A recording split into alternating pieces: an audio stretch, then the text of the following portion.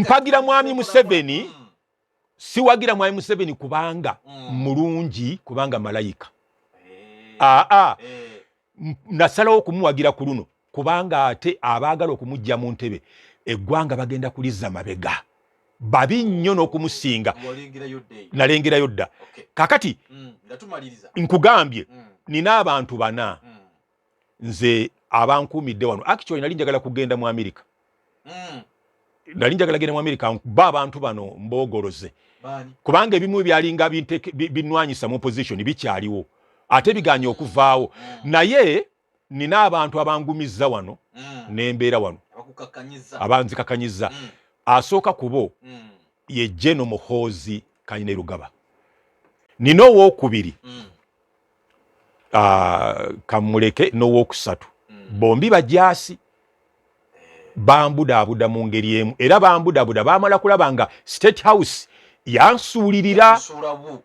kankiddemu General Muhoozi yavaayo okumbudaabuda yali akimanyi nti State House ennyamba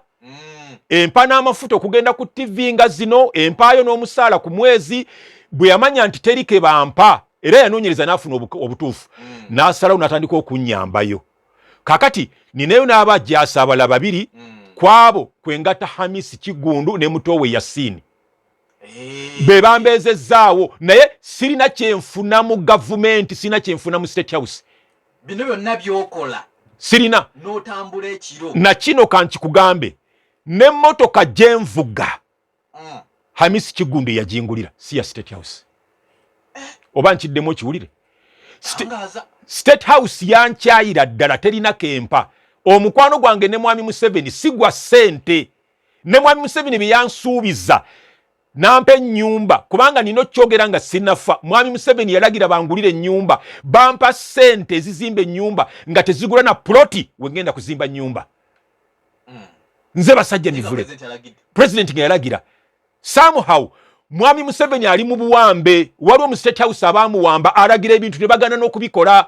mwami Museveni ali captured waliyo abanene mu State House bamuwamba